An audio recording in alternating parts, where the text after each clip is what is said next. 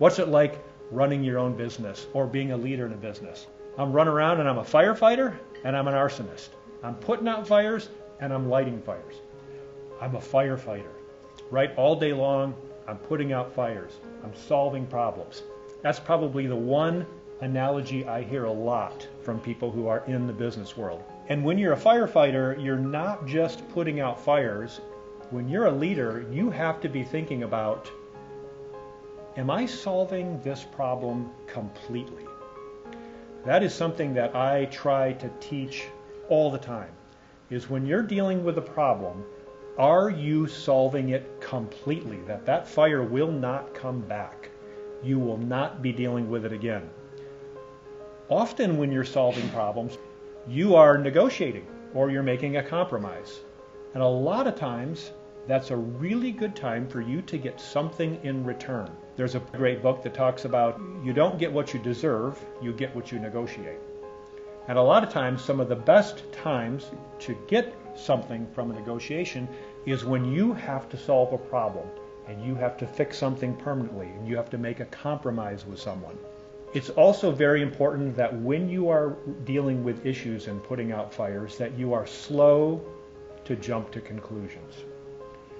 One thing that I have learned happens time and time again, the problem as someone comes to you and says, hey, I need your help fixing this, and they tell you what the problem is, rarely is that actually the problem.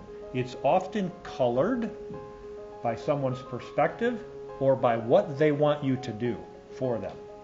They're going to package it in such a way that they want you to respond or give them a certain answer. It's very, very important that you take the time to make sure that when you are having that firefighter hat on, when problems are presented to you, you ask a lot of questions and you make sure that you're getting to the core problem. People generalize way too much. And that is what I call unactionable information. When people generalize about a problem or a situation, you may sit there and go, well, what am I supposed to do with that? How do I do something with that? It's because you don't know what the core issue is, because it's being generalized too much. So make sure that you don't allow yourself to go down a path when somebody is presenting a problem a wrong way or generalizing it too much to you. What do you mean lighting fires? Have you ever noticed that sometimes people need to be motivated? You got to light a fire under them to get them going sometimes.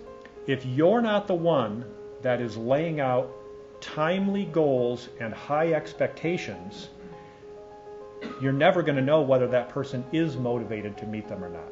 Whether you're motivating them or whether those goals and expectations motivate them, doesn't really matter where it came from. The core is, can this person meet the goals and the expectations that you have set out? So your job as an arsonist is to make sure to set the standards for performance, including timing, create the structure, and make sure that you provide a sense of urgency. And then you will find out if that person is who you want on your team, who you want working with you. Because when you can clearly prioritize and create the structure that tells them what's expected of them and when, the motivation is up to them. Are they going to carry it through to the finish line? And if they don't, then you have another conversation about whether that's the right person for your team. The arsonist role is also part of your responsibility to talk about a thematic goal. We change our thematic goal annually.